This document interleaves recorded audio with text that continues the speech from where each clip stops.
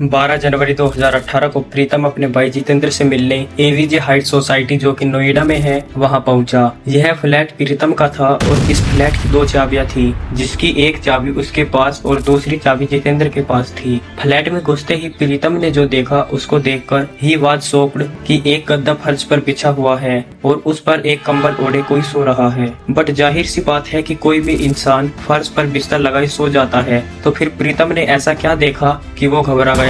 It is obvious that any person sleeps on a bed on the floor. Then what did Pritam see that made him nervous? कि उसके अंदर से दुर्गंध आ रही थी और इसलिए प्रीतम घबरा गया और जितेंद्र को आवाज लगाने लगा। बट प्रीतम को कोई जवाब न मिलने पर उसने कंबल हटाया और उसने जो देखा उसको देखकर any person will get scared, और यही प्रीतम के साथ भी हुआ। उसने जब देखा कि जितेंद्र का शव खून से लथपथ पड़ा है तो उसकी चीख निकल गई और उसकी चीख इतनी भयानक थी कि उसको सुनकर any person has a chance of having a heart attack. But बाहर खड़े कुछ पड़ोसी भी अंदर आ गए and he immediately inform the police.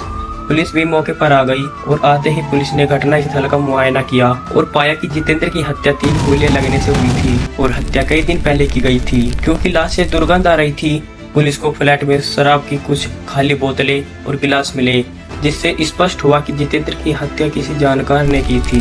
जांच में पाया गया कि जितेंद्र का मोबाइल और पर्स गायब है। पुलिस ने सीसीटीवी फुटेज देखे जिसमें 10 जनवरी को जितेंद्र सीढ़ियों से फ्लैट में जाता दिखाई दिया।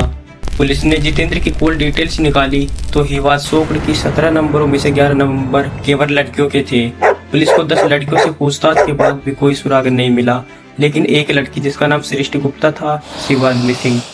लेकिन कड़ी मेहनत के बाद पुलिस ने सृष्टि का पता लगा ही लिया और जब सृष्टि गुप्ता नाम की लड़की से पूछताछ की गई तो पता चला कि वह और जितेंद्र एक दूसरे से प्यार करते थे।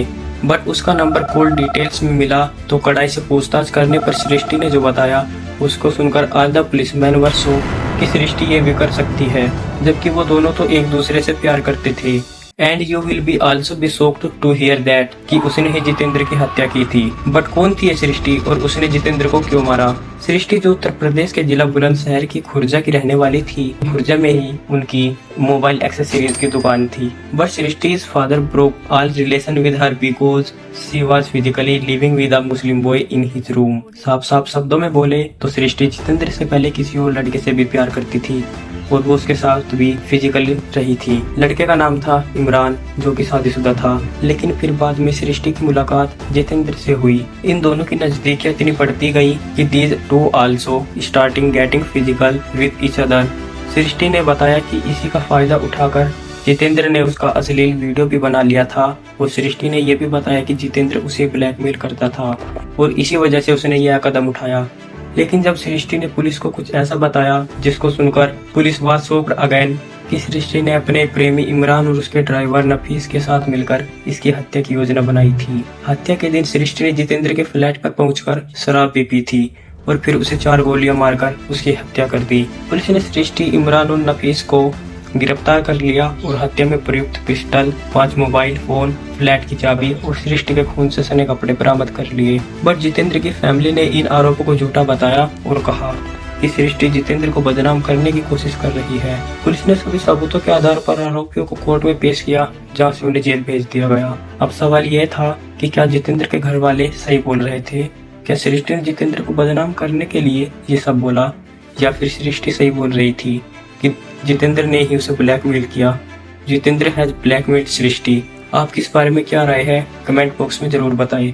इस घटना से हमारा उद्देश्य आपको सचेत करना है, आपको सतर्क करना है। अगर यह कहानी आपको पसंद आई हो तो वीडियो को लाइक करें और शेयर करें। हमारे चैनल को सब्सक्राइब करना ना भूलें। धन्यवाद।